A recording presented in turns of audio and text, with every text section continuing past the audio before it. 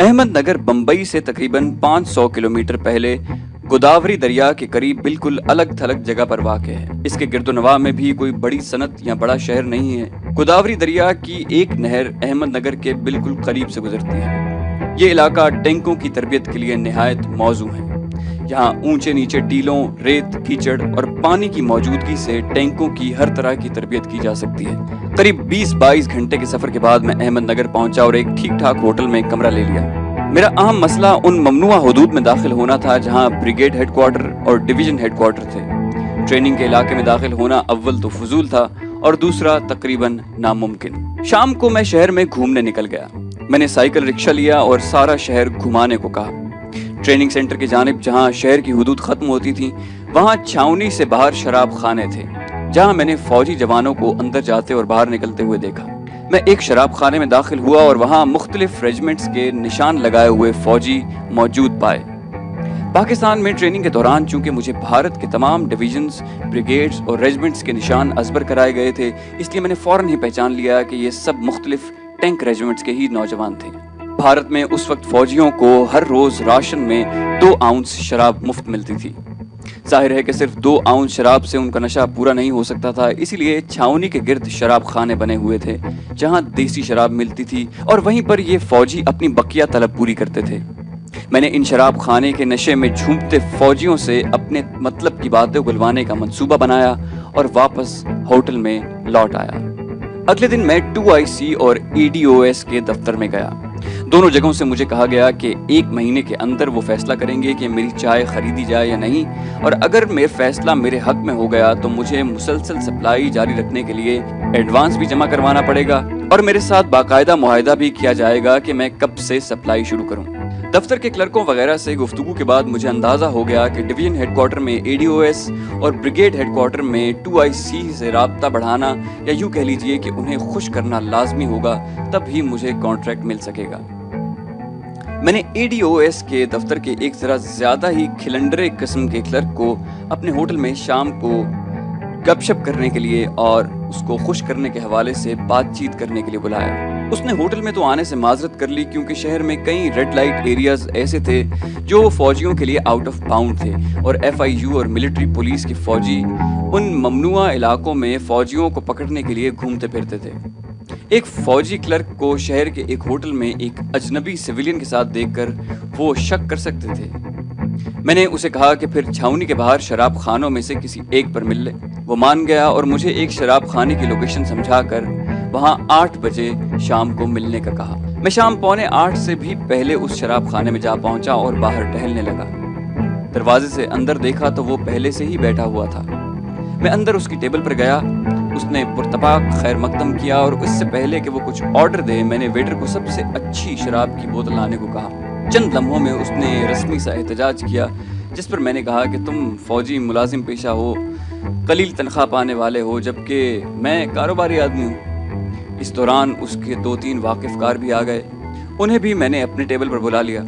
शराब खाने के इस हॉल में मुख्तलिफ टैंक रेजिमेंट्स के जवान और NCO दिखाई दे रहे थे जो बहुत शोर मचा रहे थे और मुझे ऐसे ही माहौल की तलाश थी। मैं खासा चौकन्ना भी था, लिहाजा उस रात सिवाय इधर उधर की बातों और हंसने हंसाने के मैंने अपने काम की कोई बात न की। वहां पर ही मालूम हुआ कि इस शहर का ये सबसे माकूल शराब खाना है और तमाम शराब खाने रात 12 बजे लाजमी तौर पर बंद हो जाते हैं। खाने के लिए सबकी पसंद का ऑर्डर भी मैंने दिया और जब हम उठने लगे तो वो कम से कम 3 शराब की बोतलें पी चुके थे। वो अपनी तरंग में छावनी की तरफ चल पड़े जबकि मैंने एक रिक्शे पर होटल की राह ली। अगले रोज मैं शाम को 7 बजे ही वहां पहुंच गया। उस वक्त शराब खाने में खासे गाहक थे। गुज़श्ता रात की बड़ी टिप की वजह से वेटर ने बड़ी खुश अखलाकी से मुझे एक खाली टेबल पर बिठाया और उसी उम्दा शराब की बोतल ले आया। थोड़ी देर बाद मैं ग्लास हाथ में था, मैं उठा और एक टेबल के पास से गुजरते हुए जानबूझकर लड़खड़ाया और ग्लास एक फौजी पर उंडेल दिया। उस टेबल पर 5 फौजी बैठे थे। वो मुझे घूरने लगे। मैंने माजरत की, मुस्कुराया और फिर खिलखिलाकर हंस पड़ा। इससे पहले कि वो कुछ बोलें, मैंने कहा कि मैं बम्बई से आया हूँ और आपकी छावनी में EDOS से कारोबारी सिलसिले में मिल चुका हूँ। आपका मेहमान हूँ, लेकिन अब आप 5 मेरे मेहमान हैं।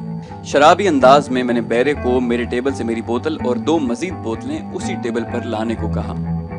ہر جگہ پر نچلے رینک کے فوجی اور جوان عموماً بہت محدود سوچ رکھتے ہیں، اور پھر جب ADOS سے ملنے والا کاروباری شخص ایسے رینکس میں بے تکلفی سے بیٹھ جائے تو وہ خاصے مؤدب ہو جاتے ہیں۔ انہوں نے پہلے تو میرا مہمان بننے سے انکار کیا، لیکن جب میں نے بے تکلفی سے انہیں یار یار کہنا شروع کیا تو ان کی جھجک ختم ہو گئی اور خاصا دوستانہ ماحول پیدا ہو گیا، اور تھوڑی ہی دیر میں نوبت یہاں تک پہنچ گئی کہ وہ میرے ساتھ ہنسی مذاق کرنے لگے۔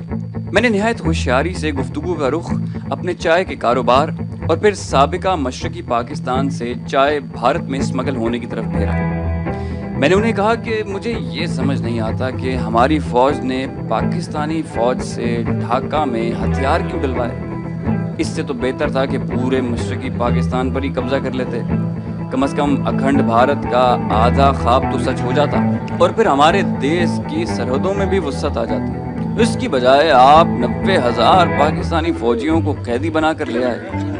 اب پتہ نہیں پاکستان انہیں واپس لے گا بھی یا نہیں۔ اب تو وہ ہم پر محض خوراک وغیرہ کا بوجھ بن کر رہ گئے ہیں۔ وہ سب ہنسنے لگے۔ ان میں سے ایک ذرا سمجھدار دکھائی دیتا تھا۔ وہ بولا، صاحب ہم نقصان میں ہرگز نہیں بلکہ بہت فائدے میں ہیں۔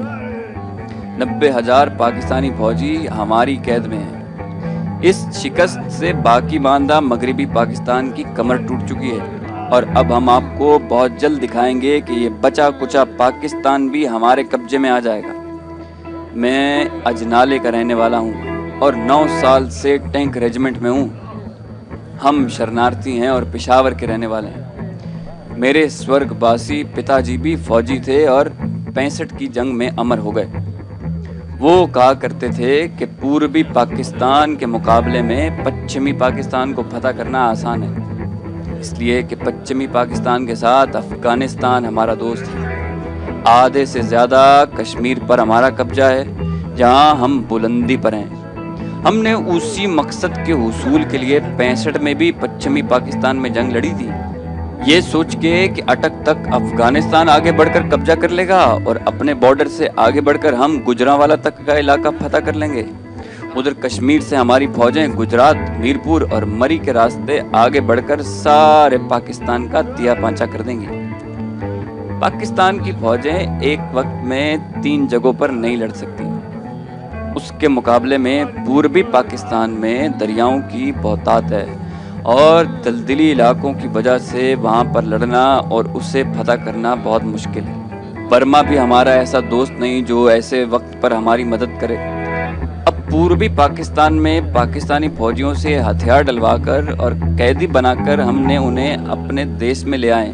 پوربی پاکستان مطلب کہ بنگلہ دیش سے ہمارا فوجی معاہدہ ہے کہ وہ 20 سال تک 2 ڈویژن سے زیادہ فوج نہیں رکھے گا، اور پھر مجیب کی حکومت ہے وہاں پر جو ہمارے احسان کے نیچے دبا ہوا ہے۔ اب پچھمی پاکستان کی فوج ہم سے لڑنے سے پہلے 100 بار سوچے گی۔ ان کے 90,000 مسلح فوجی ہم پہلے ہی ہماری قید میں۔ ان قریب ہم آپ کو ایک اور بڑی فتح کی خبر بھی سنائیں گے۔ غرض یہ کہ شراب کے نشے میں اس نے خاصی واہی تباہی بکی۔ بات چونکہ اب جنگ کی طرف آ چکی تھی تو میں نے پوچھا کہ مشرقی پاکستان کو تمہارے سورگواسی پتا جی کے کہنے کے مطابق فتح کرنا مشکل تھا، تو تم نے اتنی آسانی سے کیسے فتح کر لیا؟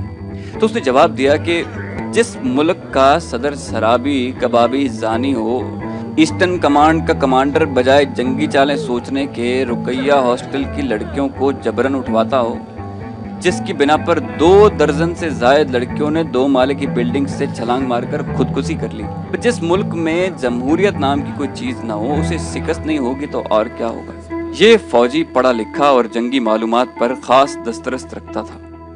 میں نے اس کی گفتگو کی بڑی تعریف کی۔ نشے میں ہونے کی وجہ سے اور ایک سویلین سے اپنی تعریف سن کر وہ کچھ اور ہی پھول گیا اور کہنے لگا، ہماری سرکار غیر ملکوں سے جو اسلحہ لیتی ہے وہ خوب چھان پھٹک کر لیتی ہے اور اپنے مقصد مطلب اکھنڈ بھارت کے حصول کو کارآمد سمجھ کر ہی لیتی ہے۔ روس ہمارا سچا دوست، جنگ سے عین پہلے اس نے ہمارے ساتھ دفاعی معاہدہ کیا۔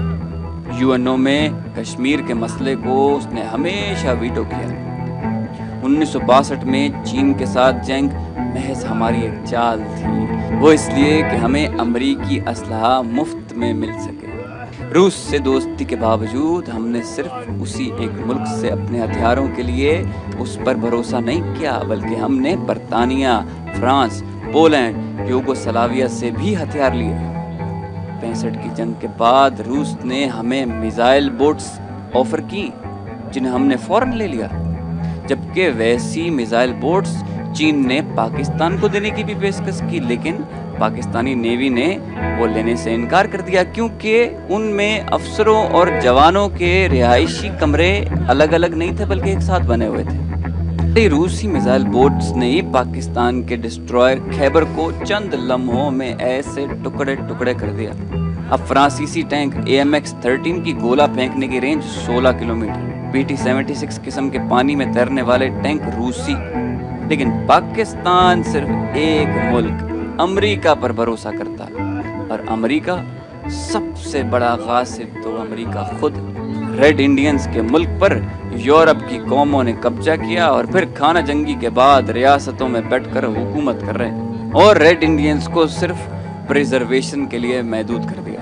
آج ریڈ انڈین صرف فلموں میں یا قومی تہواروں پر بس سیاحوں کی تفریح کے لیے نظر آتے ہیں۔ ہم نے جنگی سامان بنانے کے لیے انڈسٹری بنائی، پھر بحری جہاز، ہوائی جہاز اور ٹینک تک بنائے، جبکہ پاکستان آج تک ایک جیپ نہیں بنا سکا۔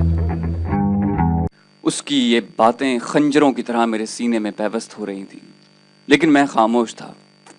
وہ تو کامیابی اور شراب کے نشے میں بول رہا تھا، اور مجھے یوں محسوس ہو رہا تھا جیسے وہ مجھے آئینہ دکھا رہا ہو۔ ہم بھی وہی ہیں، دشمن بھی وہی ہے، اور اس کے عزائم بھی وہی۔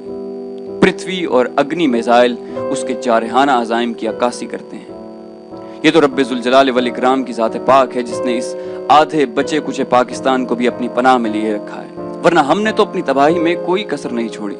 ہم احسان مند ہیں ڈاکٹر عبدالقدیر خان کی، اور میں انہیں دعائیں دیتا ہوں جس نے وطن کی محبت میں اپنی انتھک محنت اور خوف کی پرواہ کیے بغیر اربوں ڈالر کی پیشکش کو مسترد کر کے پاکستان کو ایٹامک پاور بنایا، ورنہ بھارت تو 1974 میں ہی پاکستان کی سرحدوں کے قریب ایٹمی دھماکہ کر چکا تھا۔ ہمارے نیوکلیر پاور بننے کی وجہ سے ہی بھارت تل ملا رہا ہے، ورنہ وہ پاکستان کو بھی بہت سال پہلے بنگلہ دیش کی طرح نوالا سمجھ کر ہڑپ چکا ہوتا۔ بے وقوف دوست سے ایک عقل مند دشمن بہت بہتر ہے۔ تو دوستو، یہ تھی ہماری آج کی ویڈیو۔ امید کرتے ہیں کہ آپ کو ہماری ویڈیو پسند آئی ہوگی۔ اگر آپ کو یہ ویڈیو پسند آئی ہو تو اسے لائک کیجئے، شیئر کیجئے اور سبسکرائب کرنا مت بھولیے۔ سبسکرائب کرنے کے لیے سرخ بٹن پر کلک کیجئے یا بیل آئیکن کو دبائیے تاکہ آپ کو ہماری تمام ویڈیوز بغیر کسی ڈیلے کے مسلسل ملتی رہیں۔ اپنا بہت خیال رکھیے گا۔ اللہ حافظ۔